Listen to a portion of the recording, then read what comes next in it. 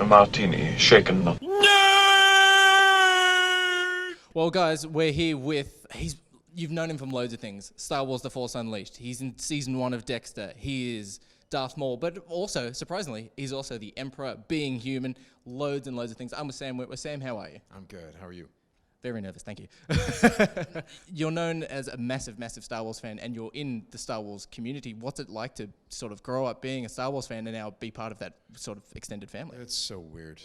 I mean, if you were to take me aside at 12 years old and say, hey, you're going to be doing all this Star Wars stuff, I would not have believed you. You know? I mean, no, seriously, like, it's bizarre, because it is, in fact, my favorite thing, always has been. So... I'm just way lucky that they've given me opportunities, but more than that, they've given me opportunities to make other opportunities. Yeah. You know, one character leading to playing another character, and they just kind of, I can't believe it's been 12 years since I first worked with them, and they still keep me around. It's perplexing.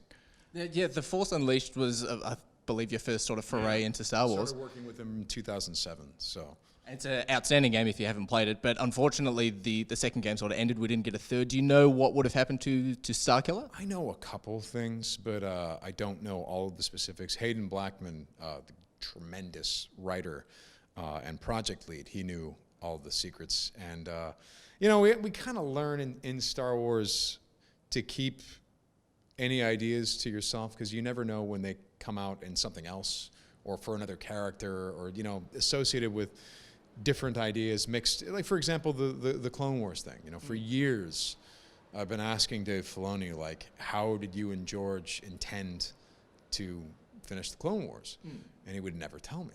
I'm not going to tell you. Okay, great. You know, and then a few years later, come on, tell me what happened to the Siege of Mandalore. No, I'm not going to tell you. Okay, and then we start doing Star Wars Rebels, which takes place after the Clone Wars. So I'm like, okay, my character would know what happened in the Siege of Mandalore.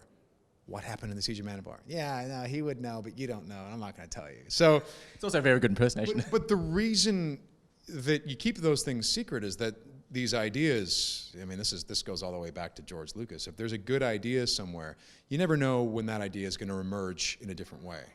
And Clone Wars coming back is a perfect example of that. It's a good thing that Dave kept it completely under wraps, because he always wanted to go back to it. So, you know, do I know what would have happened in Force Unleashed 3? I know a couple things, but, you know, in case any of those ideas are used for anything else, I really should just keep my mouth shut. Yeah, safe bet, safe bet. Now, of course, as a big surprise to essentially everyone, and myself, when the audiences watched Solo, Darth Maul appeared with Ray Park playing the physical portrayal and you playing, of course, the voice.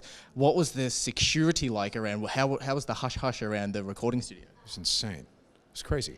I feel like I knew about it a full year before it came out. It's a really unnerving feeling to go around with these syllables right behind your lips that if you let them out of your mouth, a 12-year working relationship is over. Yeah. And you're no longer going to be working on Star Wars ever again. It's just a very uncomfortable feeling.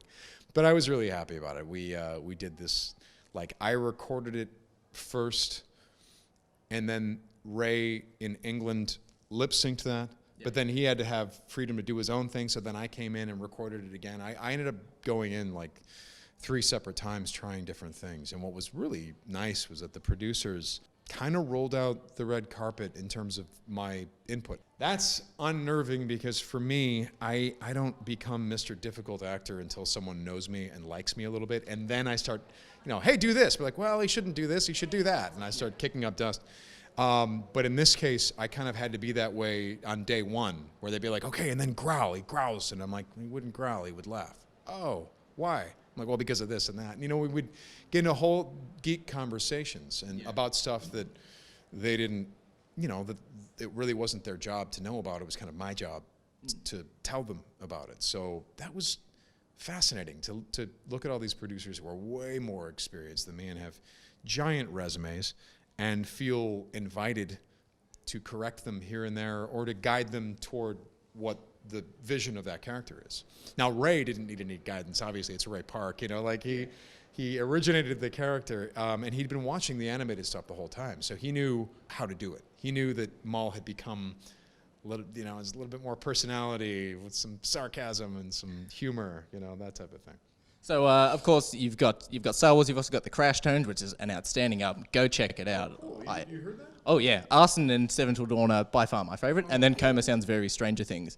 Yeah. So I very much enjoy it. Where can people find if they want to purchase a copy of the album? Where can they go? Yeah. Well, for all the stuff that I have going on, samwitwer.com is kind of like the central locus where you can plug in and check out the D&D book or check out my album, The Crashtones.